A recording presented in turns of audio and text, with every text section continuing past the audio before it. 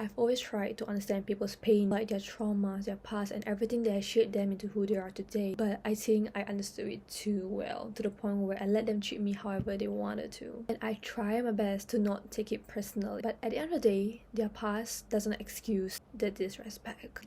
Hi everyone, it's me, Sue, or when you can call me whichever. Welcome back to my channel.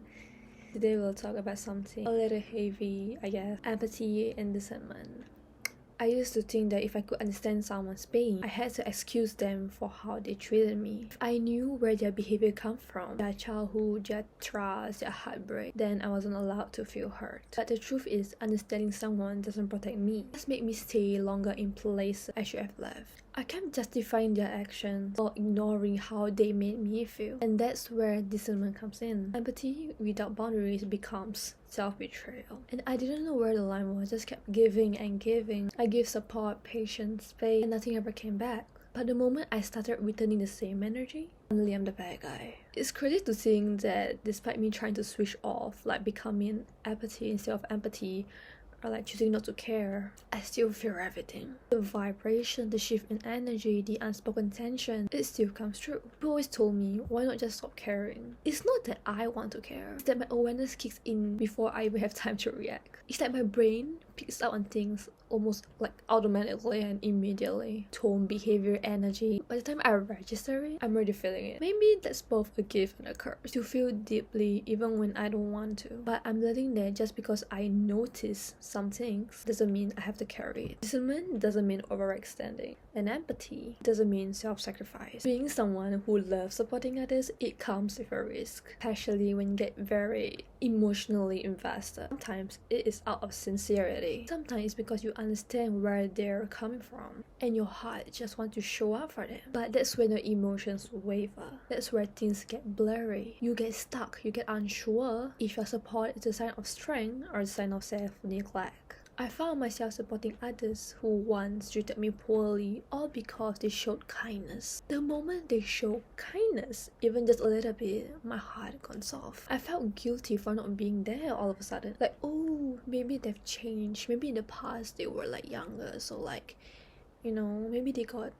It's like, basically I'm just justifying their actions. But when the roles were reversed, when I needed support, they were silent. They disappeared, they didn't show up. That's when I realized my empathy was never mutual. Maybe it was never respected either. And that's when the shift had to happen. I can't keep overextending myself for people who wouldn't meet me halfway. So now I'm learning to pause again before I give. I ask myself, is this really worth my time and energy? Am I giving out of guilt and habit? Do they even deserve it after what they've done to me? Because supporting others shouldn't come at the cost of abandoning myself. From now on, I'll still be kind, but I won't ignore the parts that need kindness back too. Being empathetic also comes with a price. Emotional exhaustion. So always this constant type of war in your mind, like, should I still care? Especially when it comes to people who were once close to you or are still close. And yes, when something comes from the heart, it feels right. It feels genuine. But at some point, you have to ask yourself, how long are you going to keep showing up for them even when they don't? Why? Why do you keep letting yourself bleed just to avoid triggering someone else's wounds? I used to think that being the bigger person meant holding space for everyone, even when they didn't hold space for me. I thought understanding their silence, their distance, their coldness made me strong. But really, it just left me drained.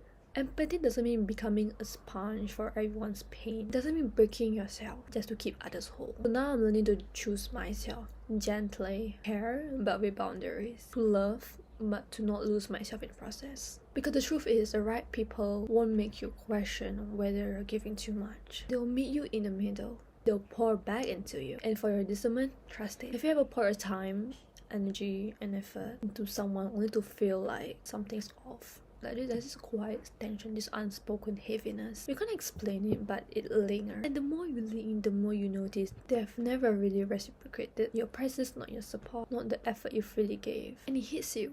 You were emotionally investing in someone who was only ever emotionally available when it was convenient for them. They took the version of you that always checks in, the person who's always showed up, stayed soft, and gave back the bare minimum. And your gut on that long time ago before your mind wanted to accept it. That's what discernment is, your inner knowing. It's a feeling that whispers that something's not right here, even when you try to rationalize it or excuse it. Oh, maybe they're busy, maybe their life got in the way, maybe this, maybe that. But why is it always me that doing the whole justifying. Why am I constantly rationalizing other people's actions? Their silence, their absence, their half-hearted energy. The truth is, I don't think it matters anymore. But deep down, I don't think I ever truly mattered to them. If that's the case, why should I keep investing? Let's be real. Ask for support and they never showed up. Not even once. On top of that, they give you backhanded compliment. They judge you. Then I think it's really clear where I use that. You don't need to beg for clarity. Their actions already answered the question. The thing is, when you're always giving, you're always being there for someone, they will subconsciously start to expect it from you. And suddenly, your support isn't something to be appreciated, but it's something that they take for granted. You give and give, thinking your efforts will be valued, will be recognized, appreciated. But over time, you realize it became so normal for them. And that's when it hits you. You were never appreciated for what you have done, for what you are doing. You were just filling a space. Helping wasn't the problem, it was giving without being seen or valued. And I'm done with that. I won't keep pouring from an empty cup. So at the end of the day, empathy doesn't mean losing yourself in the process. It doesn't mean sacrificing your peace or dignity. It has to help someone else feel better. You can be compassionate, but you also need to protect energy and support, but you don't have to tolerate the disrespect. The real lesson here is about balance. Knowing when to give and knowing when to step back. And most importantly, remembering that you deserve some care and kindness too, that you so freely give to others. So here's to choosing yourself, to showing up for yourself. Because if you're not being valued, it's okay to step away. Don't feel bad for protecting your peace. And that's all for today. I hope there's some value add to these. Bye bye.